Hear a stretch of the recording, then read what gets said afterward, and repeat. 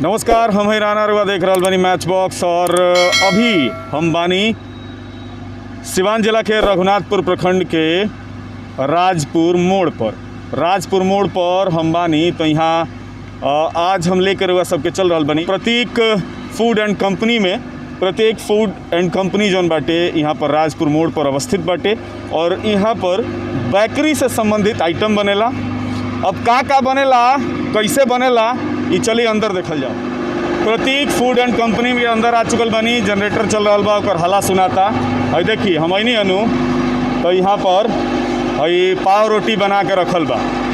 पाव रोटी जौन 5 रुपया 10 रुपया में चला, 5 रुपया ला हो तो ये बना के रखल बा। सेराए खातिर रखल बा। गरम अभी मशीन से निकल के आइल बा। चली रुआ के घूम के पूरा हम दिखा देतानी। एने मशीन बाड़ी सो जौन की अलग अलग चीज़ बनावेली सो। अभी पाव रोटी बन रहा बा जैसन कि हम देखनी हो। हैजा भी देखी, एक के लग से देखाव। ये देखी पाव रोटी जौन बाटे ये ठंडा होके के रखल बा। आ जब ये ठंडा हो जाइनू तो एक के पैकेट में पैक कर दिया। जैसे देखी अब यहाँ पैक करके रखल बाटे। ये पैक कल पाव रोटी है जौन कि 5 रुपये के बिकेला। ई कंपनी में रखल बा है ना। रुआ के देखी हम दिखाओ तनी। इहो जौन पाव रोटी जौन टाइट होला नू, कड़ा मुलायम वाला ना, है कड़ा वाला हो। ई रखल बा बना के। ये भी मिलेला, हालांकि अभी एक पैकेटिंग नहीं है भाई। अभी छोटा पैकेटिंग में बना के रखल बा। ऊपर स्टिकर लागी। वही में के तनी सा बड़ा वाला है 1 रुपये के बेचला, 2 रुपये के बेचला। तो ये भी बना के रखल बा। खुला में 1-2 रुपये के बेचला। पैकेट के रेट हमारा नहीं पता। देखी है केक जौन बेचला लड़का संगे खाए वाला, बड़ो लोग खा सकेला, मना नहीं है। मतलब ये केक है, इहो बनेला।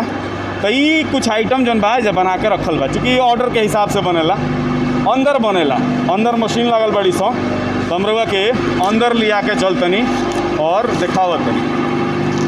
मशीन बड़ी सो नू, ये मशीनिया हीटिंग के काम करेली सो, पकावे के काम करेली सो, सुखावे के काम करेली सो।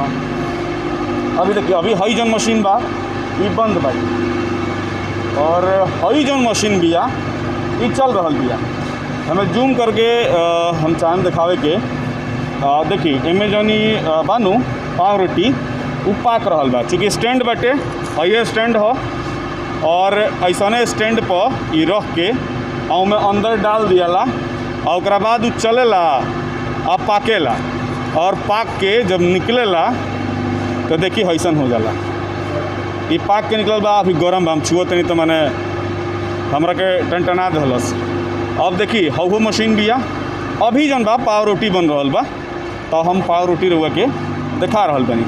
हेने भी प्रोसेस चल रहा बा। अभी शायद हाँ कारीगर लो अभी उठ के गइल लो, लंच करे के बेरा भइल बा तो लंच करे गइल बलो। यह वो जगह हो जहाँ पर मैदा सनाला, मटेरियल तैयार होला, बेलल जाला और ले जाके रखल जाला। और धीरे धीरे सुनला। इधर आओ, क्या नाम है तहार? वाजिद नाम है। हाँ। तो कब से काम करते हैं यहाँ पे? यही 4-5 महीने से। 4-5 महीने से। हाँ। अच्छा, तो ये अभी काम क्यों बंद है? अभी सब खाना खाने गया। लंच का टाइम हुआ है। कैसे बनता है? अभी क्या बन रहा है आज? अभी आज बन रहा है पाव रोटी। तो कैसे बनता है, क्या करना होता है पहले? सब बेलना पड़ता है। अच्छा, पहले सानते हो कुछ? हाँ, पहले सानते हैं उसके बाद बेलते हैं। तो कैसे सानते हो, हाथ से या मशीन से? मशीन से। अच्छा, सब कुछ मशीन से। हाँ। फिर हाथ से बेलते हो? हाँ, हाथ से खाली बेलते हैं। उसके बाद भट्ठी में पकाते हैं।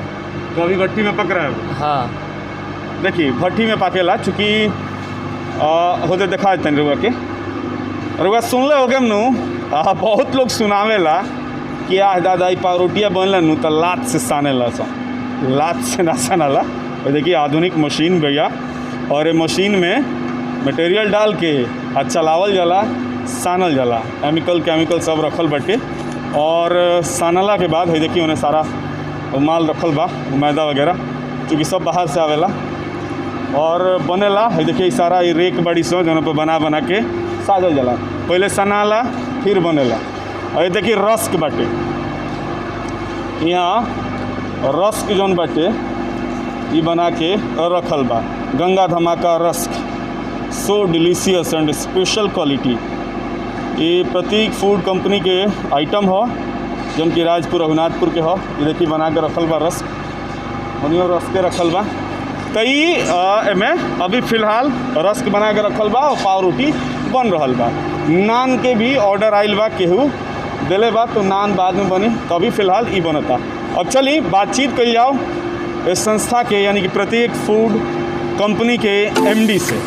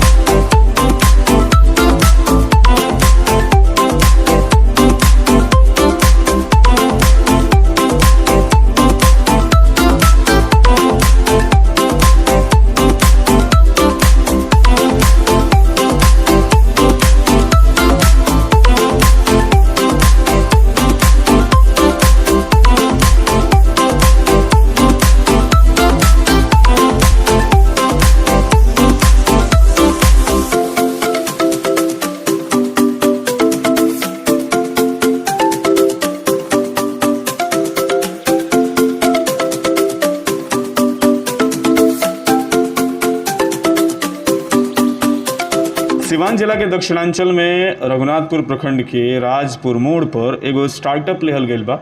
स्टार्टअप लेले बनी ब्रजेश दुबे जी। ब्रजेश दुबे जी जौन स्टार्टअप लेले बनी ई फूड से संबंधित बा। एक कंपनी के नाम है प्रतीक फूड कंपनी।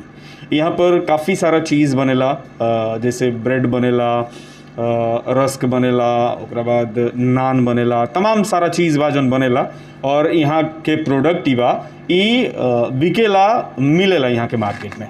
तो आज हम प्रतीक फूड कंपनी में पहुँचल बानी और एक संस्था के एमडी यानी कि प्रतीक फूड कंपनी के एमडी ब्रजेश दुबे जी हमारे साथे बनी। बहुत बहुत स्वागत बा। नमस्कार, रउरो को बहुत बहुत धन्यवाद। रउरा चैनल के भी बहुत बहुत धन्यवाद करता नहीं हम कि कोरोना काल में भी रउरा लोगिन सबका बीच में जाके हर स्थिति के सबका सामने रखें लोगिन। और बहुत सुंदर लगेला कि भोजपुरी में सबसे बड़ा खुशी के बात बा कि भोजपुरी में हमनी के देखे के सुने के मिलेला, ऐसे अच्छा और का हो सकता। ब्रजेश जी रुआ से जाने की चाहता नहीं, ई जौन प्रतीक फूड कंपनी बाटे बेसिकली का बनावेला?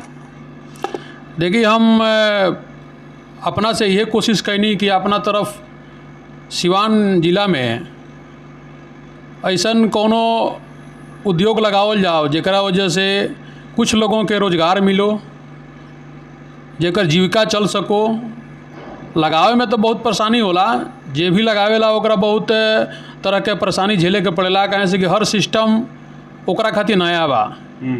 एकरा बावजूद भी हम बहुत संघर्ष करके अपना परेशानी के ना देखते हुए हम ही कोशिश करें नहीं कि हमरा से जे जुड़ल बा, जेकर जीविका चलता, ओकरा दिक्कत ना होको, एकरा लेके हम उद्योग डलनी।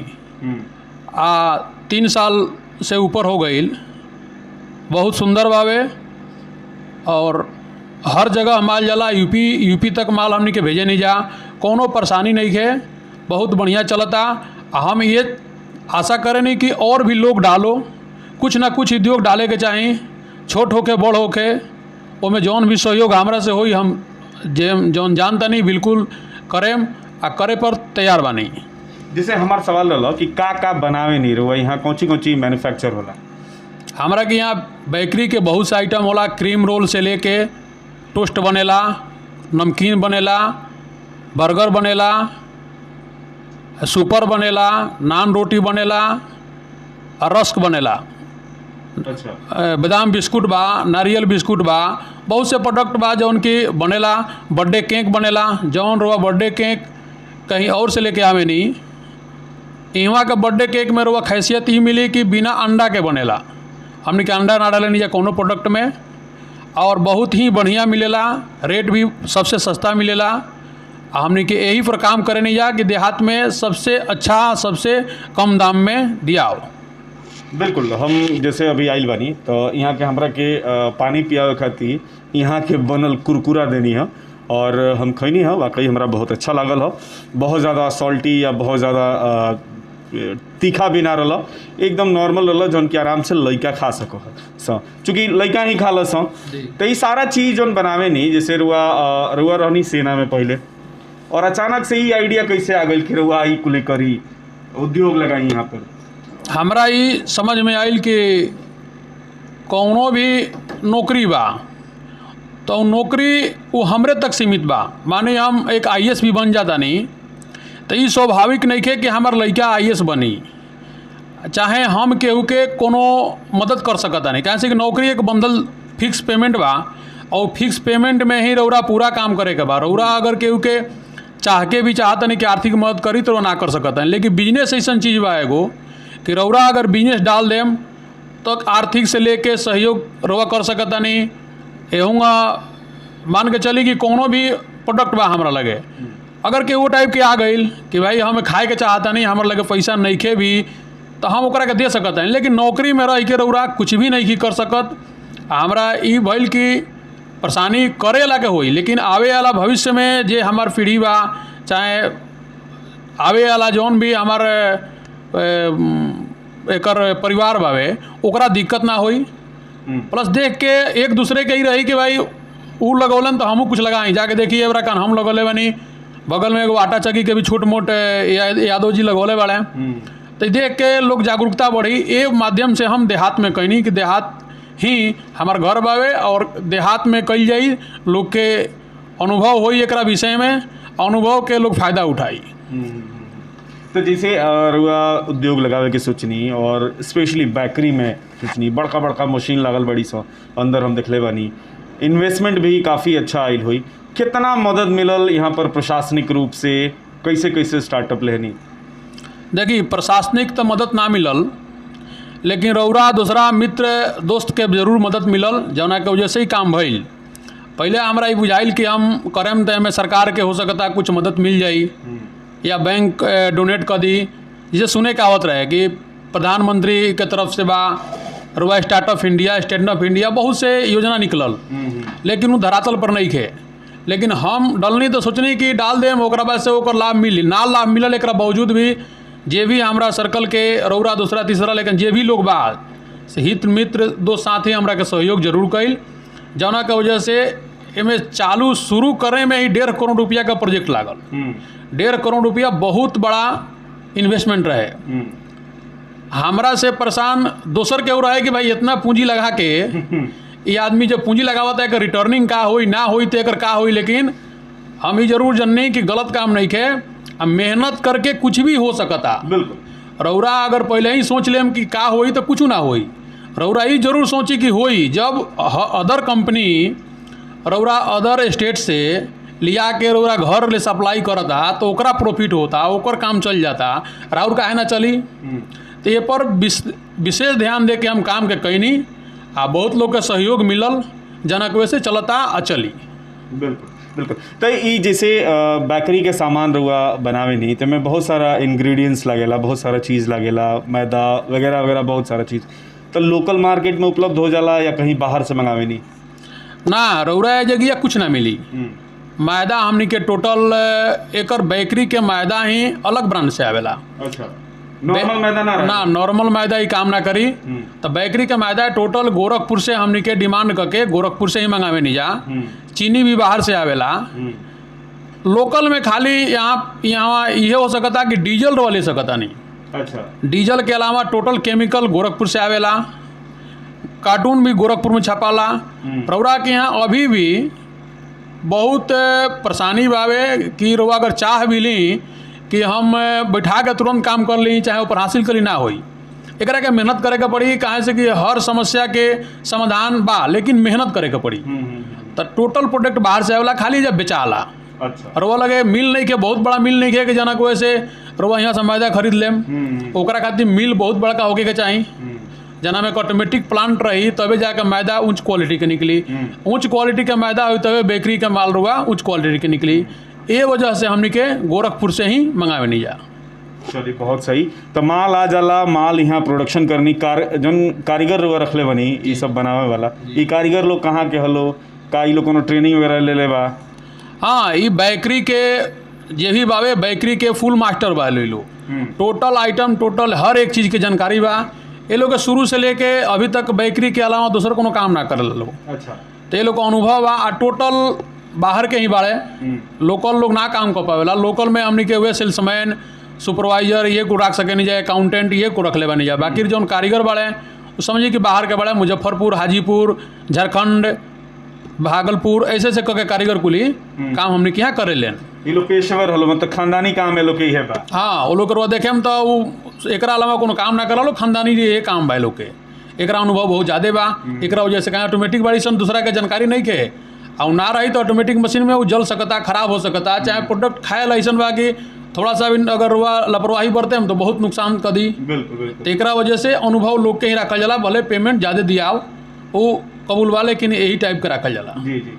एगो चीज़ हम देखले रहनी, जैसे अपना यहाँ बेकरी के सामान तो अब धीरे धीरे गांव में भी पूरा पैर पसार ले बा।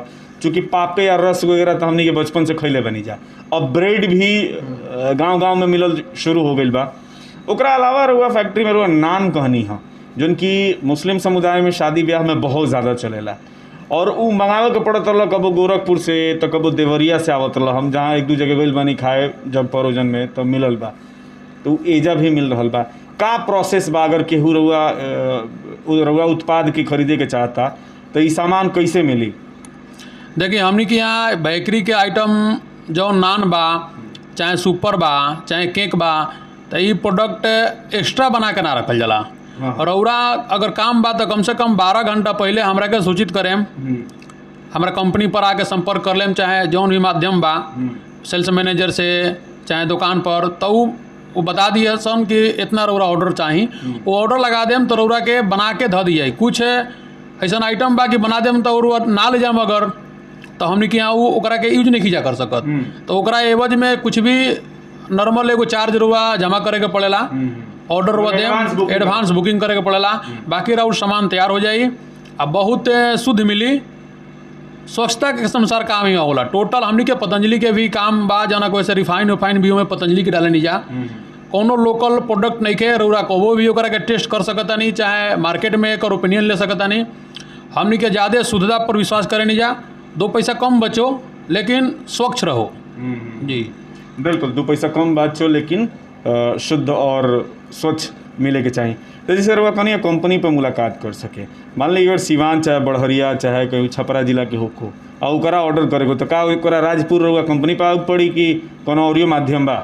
ना, हर जगह हर डिस्ट्रिक्ट में हमनी के डिस्ट्रीब्यूटर बाड़े। अच्छा।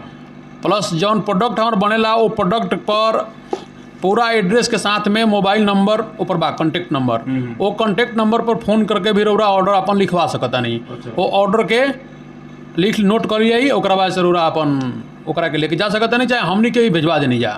अगर ज़्यादा मात्रा में बा तो भेजवा देनी जा खुदे गाड़ी से, ना तो अपन लोग लेके जाला। दुकानदार अगर और माल मंगावे के चाहस तो कैसे का विधि बाटे? दुकानदार अपन जैसे कि मानी कि अगर रघुनाथपुर में सपोज हुआ नज़दीक में बानी, तो रघुनाथपुर ब्लॉक में तो हम केहू के डिस्ट्रीब्यूट नहीं दिले, कहाँ से कि नज़दीक बा, तो केहू भी दुकानदार है ओकरा के मना ना करनी हम। लेकिन अदर जगह जो सिवान बा, तो सिवान में तेलहाटा में माल जाला, तेलहाटा वाला से ही रुआ संपर्क करे के पड़ी। रुआ हमने का फ़ोन कैनी तो हम बता देम एरिया कि कहाँ से रुआ फ़ोन कैले बानी, तो रुआ बोलेम कि हम सिवान में जहाँ भी अपन रुआ एड्रेस देम, तो हम बोलेम कि तेलहाटा में नंबर ले ली, संपर्क कर ली, और ऑर्डर भले हम लिख लेम, लेकिन ओकरे माध्यम जाई। कहाँ से कि एगो सिस्टम बा, वो सिस्टम के ही फॉलो करके कंपनी चले ले और वही माध्यम से हमने के काम करे नहीं जा। बिल्कुल। तो ई फूड फैक्ट्री, ई फूड प्रोसेसिंग के फैक्ट्री यहाँ पर बनल बाटे जौन की प्रतीक फूड कंपनी के नाम से जानल जाला। ई राजपुर मोड़ जौन की रघुनाथपुर प्रखंड के अंतर्गत आवेला, राजपुर मोड़ पर बा। ब्रजेश दुबे जो कर MD बानी और यहीं के स्टार्टअप ले बानी, यहाँ से बातचीत भइल। बहरहाल बहुत बहुत धन्यवाद रुआ के कि रुआ समय देनी और इतना महत्वपूर्ण बातचीत कईनी। और वो लोगों के बहुत बहुत धन्यवाद बा। कोरोना काल में हम आग्रह करें कि जे भी बा आपन बचाव खुद करो। सरकार रो सामने बा का कर दिया, उमें का कर सकत दिया, अभी ले जब ना भइल कुछ तो हमरा उम्मीद नहीं है कि सरकार कुछ करी, अपने आप रो बचाव करी। एक कोनो समाधान नहीं है। पिछला साल से अपेक्षा ये साल रो स्थिति देखत नहीं बहुत भयानक हो रहा बा। तो सबका से हम ये आग्रह करें कि अपन दूरी और मास्क ये बना के ज़रूरत हो के तभी बाजार जाई, बाहर जाई ना तो कोशिश करें कि कम से कम बाहर निकली, कम से कम यात्रा करी। बहुत बहुत धन्यवाद, सबकर प्रणाम करता नहीं, नमस्कार करता नहीं। चलिए बहुत बहुत धन्यवाद रुआ के। तो बद कुछ अनि बद कही सुननी है और रुआ प्रोसेस जननी है कि कैसे रुआ संपर्क कर सकतनी अगर रुआ कोनो भी खाद्य पदार्थ की ज़रूरत बा जौन की यहाँ प्रतीक फूड कंपनी में बनेला तो कैसे रुआ मिल सकता। और ये बढ़िया स्टार्टअप बाटे जौन की यहाँ पर कल गई बाटे। हमरा लागल है कि एकरा के रुआ तक पहुँचावे के चाहिए, दिखावे के चाहिए, तो हम देखनी है। ये वीडियो कैसन लागल कमेंट करके ज़रूर बताई। मैच बॉक्स के अभी तक सब्सक्राइब नहीं करे तो यूट्यूब सब्सक्राइब कर ली और फेसबुक पर देखा तनी तो पेज के लाइक करी, फॉलो करी, अब वीडियो के तनी फैलाई माने शेयर करी।